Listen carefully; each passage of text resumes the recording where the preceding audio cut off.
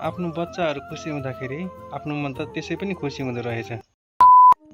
Hello साथीहरू, सबैजना सन्चै आरामै हुनुहुन्छ होला। म पनि सन्चै आरामै छु। आज चाहिँ मेरो बुढाहरू मेरो फ्यामिलीलाई चाहिँ फन पार्क घुम्न लाँदैछु। हेरौँ कस्तो हुन्छ। अब हामी रेडी भएर चाहिँ लाग्दैछौँ घुम्नको लागि। श्रीमती, म अनि दुईवटा बच्चाहरू लाग्दैछौँ फन पार्कतिर। अनि यो चाहिँ मेरो पहिलो मिनी ब्लग हो। सबैजनाले माया गरी देखाइदिनु होला, लाइक गरिदिनु होला अनि फलो पनि गरिदिनु होला। अनि हामी चाहिँ 40-45 मिनट हिँडिसकेपछि चाहिँ हामी फाइनल्ली फन पार्क पुग्यौँ। अनि म चाहिँ स्कुटी पार्किङ गर्नतिर लागेँ।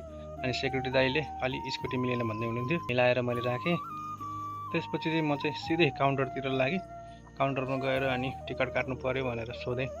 अनि काउन्टरको दिदीले चाहिँ भन्नुभयो कि बच्चाहरूको चाहिँ 750 अनि हामी ठुलो मान्छेको चाहिँ अलि महँगो लाग्छ भन्न थाल्नुभयो। त्यसपछि म त अलमल्लमा परेँ। गोजीमा भएको पैसाले नपुग्ला जस्तो पो म सोध्न थालेँ।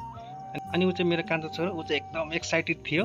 मेरो छोरो पनि एकदम एक्साइटेड थियो आज स्विमिङ खेल्ने। अनि त्यसपछि एक्साइटेड गर्ने भनेर एकदम खुसी हुँदै थियो। म चाहिँ अलमल्ल पर्दै थिएँ। मैले यसो मोबाइलमा हिसाब गरेको अलिकति बढी नै पैसा होला जस्तो भयो। सेक्युरिटी दाइले चाहिँ मलाई टिकटको बारेमा बुझाउँदै हुनुहुन्थ्यो। एकपल्ट काटेको टिकटले चाहिँ 3 चोटिसम्म खेल्न पाइन्छ अरे, 1400सम्म भनेर। मलाई लाग्यो एकपल्ट काटेको टिकटले के 3पल्टसम्म आइरहनु, 3पल्ट आउन त भ्याइँदैन होला भनेर म चाहिँ त्यहाँबाट त अब यसो युटर्न मार्ने चाहिँ विचार गरेँ।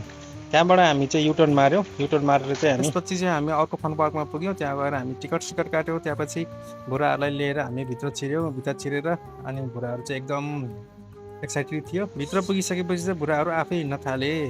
भित्र फन पार्कहरू पनि यति राम्रो रहेछ। त्यसपछि बच्चाहरूलाई खेलाउनको लागि हामी गयौँ। अनि बच्चाहरू प्लेन चढाइदिएको एकदम खुसी भइरहेको थिए। अनि ल बुढाहरू अब खेल्दै गर्छ त नि भनेर म चाहिँ फन पार्क नियालातिर लागेँ। त्यतिकैमा चाहिँ बुढाहरू त ल्यान्डिङ भइसकेछ प्लेनबाट। अनि ओहो ल्यान्डिङ भइसकेछ भनेर अब बुढाहरूलाई रिसिभ गर्न गएँ हामी। अनि बच्चाहरूलाई हामीले यो डुङ्गामा चढाइदियौँ। अनि त्यहाँपछि दाइले चाहिँ एकदम दायाँ बायाँ दायाँ बायाँ दायाँ बायाँ डुङ्गा चलाउनुहुन्छ होला यसरी नै भनेर सोचिरहेको त दाइ त एकछिनपछि त निक्लिनु भयो त्यहाँबाट। म त अचम्म लाग्यो, अब कसरी चल्छ होला यो डुङ्गा भनेर सोचिरहेको थियो। एकछिन हेर्दै जाँदा त डुङ्गा त आफै चल्न थाल्यो। एकछिनपछि त मेरो सानो छोरो त रुन पो थाल्यो त। किन रोको होला भनेर सोचेको त छोरोलाई डर पो लागेछ। ल त्यसो भए अब हर्स राइडिङ गर भनेर छोरालाई हर्स राइडिङतिर लगेँ। अनि कान्छोको हर्स राइडिङ देखेर मम्मी र अनि दादा चाहिँ एकदम खुसी भइरहेको थियो।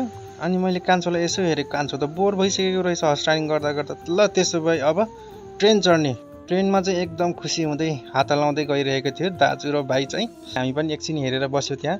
अनि यो खेलहरू देख्दाखेरि चाहिँ मलाई पनि एकदम खेल्न मन लागिरहेको थियो। आफ्नो बालापनको धेरै याद आइरहेको थियो र आफ्नो छोराछोरीहरू खेल्दाखेरि चाहिँ एकदम आफूलाई भित्रै आफै खेलेको जस्तो हुँदो रहेछ। अनि त्यसपछि हामी लाग्यो स्विमिङतिर। स्विमिङ खेल्यौँ, स्विमिङ गऱ्यौँ, खाजा नास्ताहरू खायौँ। अनि त्यसपछि हामी घर फर्क्यौँ। ल साथीहरू, आजको मिनी ब्लग यति नै थियो।